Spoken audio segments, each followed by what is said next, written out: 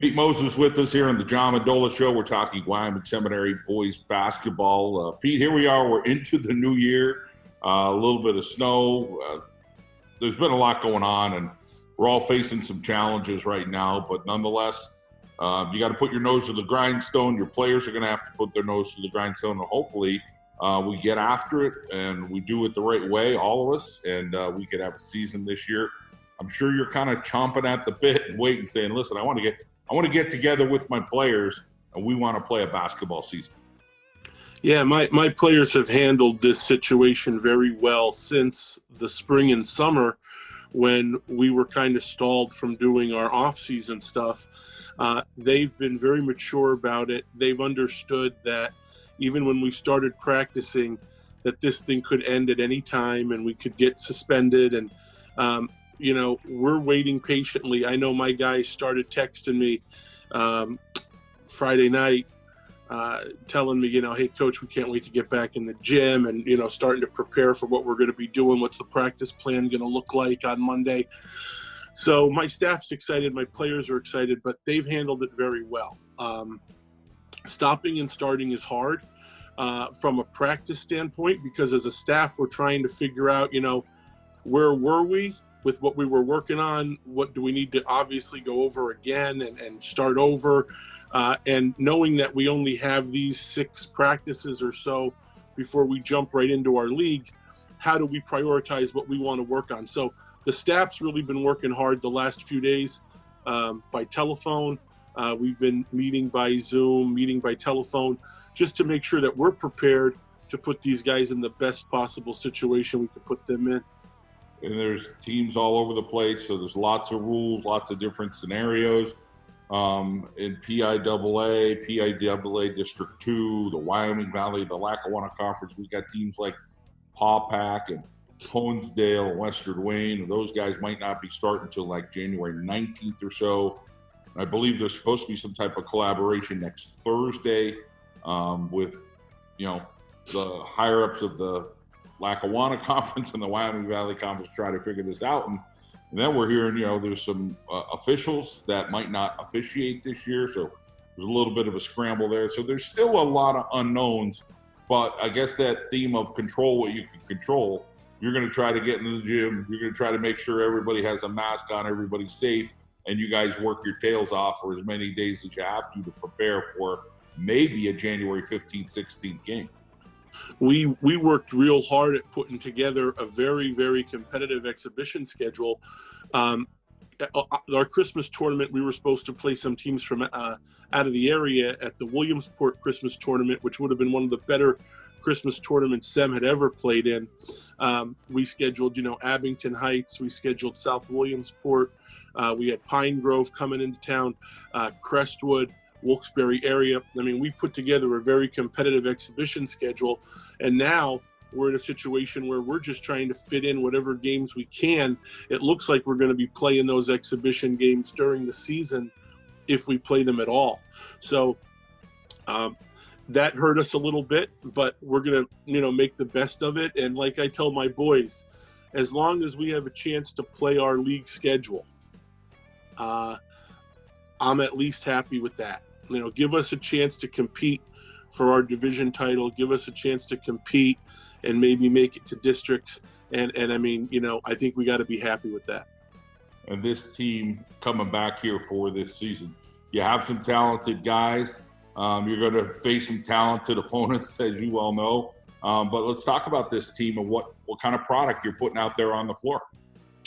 Well, I say this humbly, but I think we have 2 of the best players in all of District 2.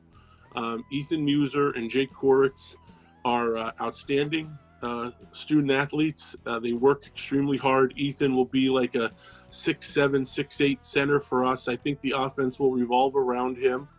I think we'll play a lot of inside out. I think we'll start games off hoping that he can create some offense for us, and then that will free some shooters up on the perimeter. Jake is probably the most intellectual basketball player I've ever coached. He has the highest basketball IQ of any kid I've been around, and he works harder than any kid I've known. Jake's a 6'3", 6'3 and a half point guard. He could be a I'd say power forward on any other team in the conference. We're lucky enough that he brings the ball up the floor for us. And so those two guys are really the two pieces that we are going to use primarily. We also have some other guys that we're just thrilled with their progress. One is a kid that you know from baseball, Aiden Murphy, who is an outstanding athlete. His father was a great athlete. Aiden just was a kid that we had always used in the past as like a hustler, defensive specialist. Now, I think from what I've seen, and it's been limited, I think we're going to be able to rely on him to score a little bit more than we used to rely on him for. Obviously, we had guys like Callahan, Ganal, Phillips. We never really asked these guys to have to score. I think we're going to get more offense out of Aiden than we thought we would.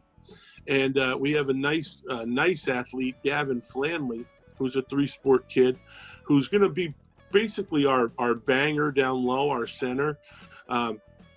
Kid really can rebound. He plays strong. He plays physical. We'll try to keep him out of foul trouble because I think he can help us on the defensive end. He'll also do a lot of the little things for us. And then that fifth starter spot is kind of up in the air right now, which is crazy for me to say in January. But we have a senior shooter who's a nice, smooth shooter named Andrew Maddock, who can really help us as a catch-and-shoot kid when we get penetration from Jake and Ethan. But we also have a sophomore who transferred to our school from Valley West named Isaiah Stahl. And this kid is the kid that's going to bridge the gap for us when we graduate these seniors. He's going to be the guy who's going to be part of the rebuild for us next year. And he is a very, very talented player. And I think he's going to play starter minutes. So we're really happy with what we have. We know our division is crazy tough, especially with the addition of Dallas in our division this year. So, we're just looking to play one game at a time. And every team in our division got a little older, a little better. So we're just hoping that we can sustain what we lost, because losing Phillips and Callahan was a big loss. Make that scoring up somewhere and be competitive every night. Playing within the system. You hear different coaches saying, listen, this is my system. You guys have to adapt into my system. And then you hear other coaches saying, wait a minute, I'm going to coach the way and the type of players that I have. And I think in some realms, you may do, or most coaches may do a little bit of both. But I know you're a big fan of some local coaches that, you're like, hey, I really like what Mark Atherton does. Or, again, no disrespect to other coaches, but there's other coaches that you follow. But you're the kind of guy that you'll go to a college game and you'll take some notes, or you'll write some things down or what have you. You're always watching basketball and you're always learning. Well, I can just say this about me personally.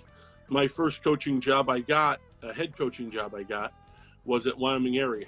And, at Wyoming area, my personnel was much different than at Wyoming Seminary, because I think at Wyoming area, my tallest kid I coached in my 4 years there was about 6'2". We played like basically a 5-guard offense. I had situations at Wyoming area where we were holding the ball, playing four corners, stalling, taking the air out of the ball. Then I go from Wyoming area to Wyoming Seminary, and I inherit guys like Dimitri Ganal and Jeremy Callahan and Todd Phillips.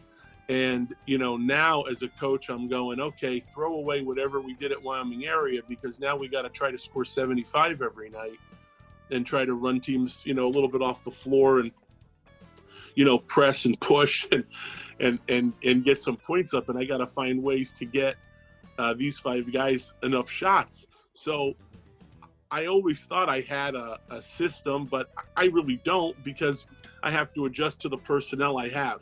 I guess what I can say is the system always is defense, and the defense will hopefully create offense. And so, if we can force teams to take some bad shots and get some long rebounds and push the ball up the floor and get guys like Koritz and Murphy and Ethan User running the court, I think we have the athletes to compete with anybody. So I guess the constant is whether you hold the ball, whether you push the ball, if you're playing good defense and you're controlling the tempo, that's what we're going to do. I look at guys, when you talk about coaches, you know, like obviously Mark Atherton, Mark Belinsky has the state titles. You know, a guy like Pat Toole to me is a guy that has been a mentor for me since I was a kid, since I was a 7th and 8th grade coach at Dallas. You know, Pat's always been a guy that I've respected as, I think, a guy that is an outstanding basketball mind.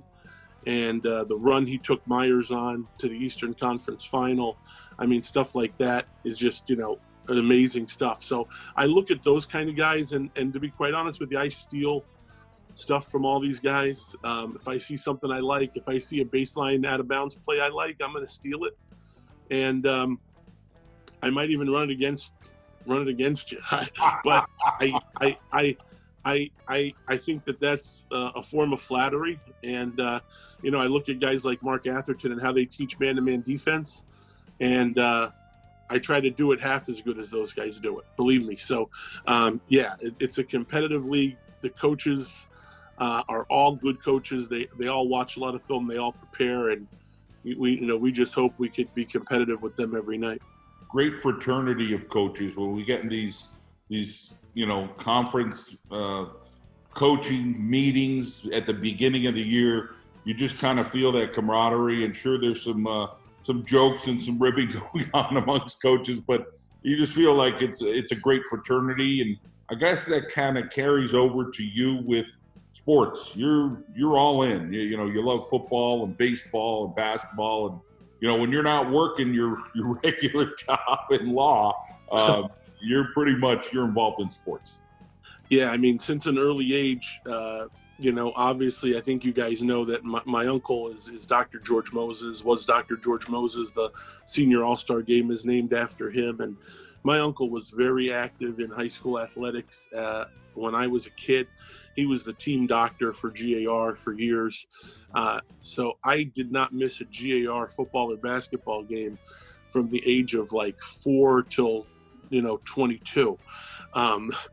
And, you know, he coached a team called the Valley Sportsmen, which was a very, you know, well-known team in the area. You had guys like Skip Milford, John Layton, Norm Magyar, Danny Frischella playing for him. So I grew up around all these guys. I was like, you know, I was the ball boy, the towel boy, but, you know, at a young age, I was around sports a lot. I got to meet a lot of great people. These guys are now the referees that I see every night.